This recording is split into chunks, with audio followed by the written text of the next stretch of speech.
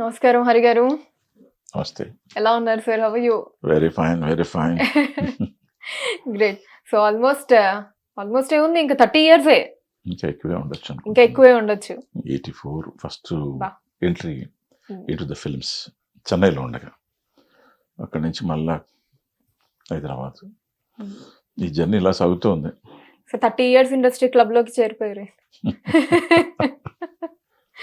Fine sir. So for 30 years of journey, సరే maybe ఇంకా ఎక్కువే, ఎలా ఉంది మీకు? ఫైన్, డెఫినెట్గా ఫైన్. ఓకే. ఇప్పుడు ఎవ్రీ ప్రొఫెషన్లో కష్టాలు, నష్టాలు, చేదు అనుభవాలు, మంచి అనుభవాలు అన్నీ ఉంటాయి అన్ని ప్రొఫెషన్స్లో. వాటన్నిటిని మనం దాటుకుంటూ రావడమే. అనుభవించేటప్పుడు కొంచెం చేదుగా ఉంటుంది, బాధగా ఉంటుంది, దాటినప్పుడు బ్రహ్మాండంగా ఉంటుంది. అది జీవితం నేర్పిన పాఠాలు. ట్రూ. యా. సో అంటే ఫస్ట్ మూవీస్ తో స్టార్ట్ చేశారు కదా Yeah. కెరియర్? ఫస్ట్ మూవీస్తోనే స్టార్ట్ అయింది. అది చెన్నైలో ఉండగా జరిగింది అనమాట. ఫస్ట్ విజయబాబు నాయుడు గారు దగ్గరికి వెళ్ళి క్యారెక్టర్ కోసం అడగడం జరిగింది. ఆయన ఒక చిన్న వేషం ఇచ్చారు. భార్యామణి అని శోభన్ బాబు జయసుధ సినిమా. ఓకే. దాంట్లో ఒక చిన్న ఎస్ఐ క్యారెక్టర్, కామిక్ టింజ్ ఉన్నటువంటి క్యారెక్టర్ ఇచ్చారు. అది that was my first entry. తర్వాత ఇంకా చిరంజీవి గారి సినిమాలు రుస్తుం అని, అగ్నిగుండం అని. అసలు ఎన్ని మూవీస్ చేస్తుంటారు సార్ చిరంజీవి గారి నా కాంబినేషన్? కాంబినేషన్ అంతా కూడా ఆయన దగ్గరికే వెళ్ళేవాడిని, అవునవును. ఆయన సినిమాలే చేసేవాడిని. అంటే మిగతా వాళ్ళని అప్రోచ్ అంటే తప్పు వాళ్ళది కాదు, నేను అప్రోచ్ అయ్యేవాడిని కాదు. బిడియం మనకి, మన ఫేస్ ఏమో రఫ్గా ఉంటుంది, కొంచెం టిక్కున్నట్టుంది వీడికి అన్నట్టుగా ఉంటుంది, కొంచెం ఫోజ్ ఉన్నట్టు ఉంటుంది అనే ఫీలింగ్ వస్తుంది మనం చూడగానే. బట్ నేను బిడియేస్తుంది. ఏమన్నా అడగాలంటే ఏమనుకుంటారో ఏమో, వద్దులే ఎందుకు అడగడం అనేటటువంటి మొహమాటమే నాకు పెద్ద శత్రువు. అదే మొహమాటానికి పొగరుకి ఆ తేడా ఉంటది. కానీ వాళ్ళకి అట్లా అనిపిస్తుంది. అదే biggest enemy in my character is బిడియం. ఇప్పుడు ఏమైనా దాన్ని ఓవర్కమ్ చేశారండి? ఇంకా చేయలేదండి. ఇంకా చేయాల్సిన అవసరం కూడా లేదు. లేదనుకోండి. నిజంగా అయితే అది ఉండకూడదు ఈ పరిశ్రమకి. అసలు పనికిరాని సబ్జెక్ట్ అంటే ఏదైనా ఉంటే ఆ బిడియం, అడగడానికి మొహమాటము, ఇవి ఉంటే ఈ పరిశ్రమలో కష్టం. ఈ పాయింట్ వల్లే అన్ని సినిమాలు చేసినప్పటికీ, అప్పటికి ఎన్ని సినిమాలు చేశాను. చిరంజీవి గారికి మెయిన్ విలన్ చేశాను, చిరంజీవి గారికి ఎల్డర్ బ్రదర్గా చేశాను, చిరంజీవి గారికి ఫ్రెండ్స్గా చేశాను, ఒక నాయకురాలు అనే సినిమాలో వన్ ఆఫ్ ద హీరోస్గా చేశాను. ఇన్ని చేసినా కూడా ఎక్కడ బాగా చేశారు హరి అనే పేరుందే తప్ప చెడగొట్టాడు అనే పేరు ఎప్పుడు లేదు. బట్ ఆశించినంత రిజల్ట్ కనిపించలేదు. దానికి ఐ గాట్ ఫ్రస్ట్రేటెడ్.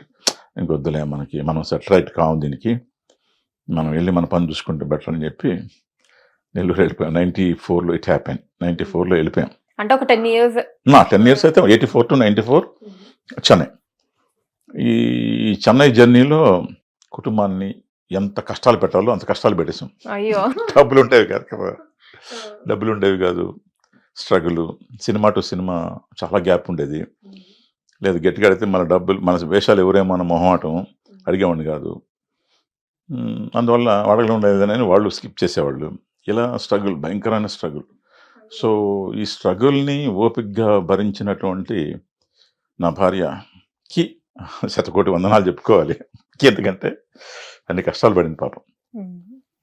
కానీ వచ్చాం నెల్లూరుకి, మళ్ళా సొంత ఊరికి వచ్చి ఏదో వ్యాపారం పెట్టాం, తెలియని సబ్జెక్టు. మళ్ళా లారీలు, అంటే మా మామగారు లారీలు, మా బ్రదర్ ఇన్ లాస్ లారీలు, ట్రాన్స్పోర్ట్ ఉండేది. సో వాళ్ళతో కలిస్తే మనకు కూడా హ్యాపీగా ఉంటుంది కదా అని చెప్పి ఉన్న డబ్బులన్నీ పెట్టి లారీలు తీసుకున్నాం. దిగిన తర్వాత తెలిసింది ఎవరి వ్యాపారం వాళ్ళది. వ్యాపారంలో మనతోనా ఉండదు, ఎవరి వ్యాపారం వాళ్ళదే, ఎవరి తెలివితేటలు వాళ్ళవే అనేది తెలుసుకొని ఉన్నదంతా పోగొట్టుకొని ఏం చేయాలో తెలియక అర్థం కాని స్థితిలో బాగా లాస్ అయిపోయి కట్టుబట్టలు అంటాం చూసారా, కట్టుబట్టలతో మళ్ళీ చిరంజీవి గారి దగ్గరికి వెళ్ళి అడిగి మళ్ళీ వచ్చేస్తాను. వెళ్ళడం కూడా బాగా కొంచెం ఆల్మోస్ట్ అర్ధరాత్రి వెళ్ళినట్టున్నారు కదండి. ఎక్కడికి? చిరంజీవి గారి ఇంటికి. అంటే ఏం లేదు, జనరల్గా ఆయన అప్పుడు మెడ్రాస్లోనే ఉండేవారు. షూటింగ్స్ పర్పస్కి చెన్నై వచ్చేవారు, ఇక్కడ హైదరాబాద్కి వచ్చేవారు. నేను 5 ఏళ్ళు అక్కడే ఉన్నాను కదా, నెల్లూరులో ఉన్నాను కదా. మళ్ళీ హైదరాబాద్కి వెళ్ళి ఆయన్ని కలవడానికి కూడా కష్టంగా ఉండేది. సో ఒకరోజు బజార్లో అలా వెళ్తుంటే చిరంజీవి గారు ఫ్యాన్స్ కనిపించారు. అన్న చిరంజీవి గారు మెడ్రాస్ వచ్చారన్న, why don't you go and see him అని చెప్పారు. సో ఇదైతే దగ్గర కదా, అని ఏమి అసలు అప్పటికప్పుడు అనుకోవడం, వెళ్ళేటప్పటికి కొంచెం ఆడ్ అవర్స్ 9, 9:30 అట్లాగా. జనరల్గా వాళ్ళు చూడరు ఎవరిని కూడా ఆ టైంలో అంతా ఎంటర్టైన్ చేయరు కదా. కానీ నా అదృష్టం బాగుండి సూర్యకమ్మ గారు బయట రావడం, చూడటం, కూర్చోబెట్టి పాపం షాక్ అయిందాం, ఏంటో ఈ టైంలో వచ్చావు అట్లా ఇట్లా. ఏదమ్మా బాగా డిప్రెస్డ్గా ఉన్నాను అట్లా. కూర్చోబెట్టి ఆయన స్నానం చేస్తున్నారు, వెంటనే పంపిస్తాను అని చెప్పి. నిజంగా బంగారు తల్లి అంటాం కదా, పురాణాల్లో సీతామహాలక్ష్మి అంటాం చూసారా, ఆ సీతాదేవి లాంటిది ఆమె. She is universal to all the people. అంటే ఒకరికని కాదు, నేను బంధువని కాదు, ఎవరికి కూడా ఆమె ఒక అన్నపూర్ణదేవి అని చెప్పాలి. నో అని చెప్పడం చేత కదా ఆమెకి, అంత great women. So because of her మళ్ళీ నా రీఎంట్రీ, మళ్ళీ జర్నీ స్టార్ట్ అయింది. ఆయన కలవంగానే ఆయన కొంతమందికి సెకండ్ ఇన్నింగ్స్ కలుస్తారా, వచ్చేసాయి హైదరాబాద్లో మన ఆఫీస్ ఉంది, అక్కడే ఉండు, 2 years ఫ్యామిలీని తీసుకురాకు, డిస్టర్బ్ అవుతావు, you be there with Nagababu sir, చూసుకుంటాడు తను, మళ్ళీ ఒకసారి స్ట్రగుల్ చేయి అట్లా ఇట్లా అని చెప్పుకోవడంతో మళ్ళీ జర్నీ మొదలైంది. ఇక్కడ చిరంజీవి గారు మీకు ఈ మాటలన్నీ చెప్పారు, ధైర్యం ఇచ్చారా? అప్పుడు పక్కనే సురేఖ గారు కూడా చెప్పారా మీకు సేమ్ వర్డ్స్ అవి? ఓకే. అందువల్ల మళ్ళీ రీఎంట్రీ ఇన్ ద ఇయర్ 1999 ఫిబ్రవరి అనుకుంటాను, అక్కడ ఎంట్రీ. ఇక్కడ గమగోచరంగా ఉంది, మళ్ళీ రీఎంట్రీ కదా, 5 ఏళ్ల తర్వాత జర్నీ కదా, భయం వేసేది. అసలు ఏంటి మనకు అసలు నటన మర్చిపోయి ఉంటామా డౌట్. 5 ఏళ్ళు అందులోనూ అంతకు ముందంతా చెన్నై, ఇప్పుడు మళ్ళీ హైదరాబాద్. గ్యాప్ వస్తే మళ్ళీ మనం తోడుకున్నట్టుంటుంది కదా, ఏమవుతుందో పరిస్థితి అనే చిన్న కంగారు ఉండేది. లక్కీగా మళ్ళీ రీఎంట్రీ ఏమైందంటే మన యండమూరి వీరేంద్రనాథ్ గారు సీరియల్ పడింది. దాంతో ఏంటంటే first day I was very much shocked. ఎందుకంటే మేమంతా చెన్నైలో డైలాగ్ని స్టడీ చేసి మగ్ చేసి చెప్పేవాళ్ళం. ఇక్కడికి వచ్చేటప్పటికి ప్రాంప్టింగ్ కంప్లీట్గా న్యూ టు అస్, అసలు సంబంధం లేకుండా ఉంది. ఏది 99లో ఇదేంటి ప్రాంప్టింగ్ ఏంటి, ఆయన వినాలి, మనం డైలాగ్ చెప్తున్నాడు వాళ్ళు, నడిచేటప్పుడేమో ఆ డైలాగ్ వినపడేది కాదు, అది చూసుకుంటే నడక రాదు. ఇలా 1 డే భయంకరం నరకం అనిపించాను, మనం పనికిరామేమో అన్న ఫీలింగ్ వచ్చేసింది బాగా. మనలో ఉన్న ఆర్టిస్ట్ చచ్చిపోయి ఉంటాడు అనే ఫీలింగ్ వచ్చింది. Is a very good psychologist Yandamoori Veerendranath గారు, ద బెస్ట్ హ్యూమన్ బీయింగ్.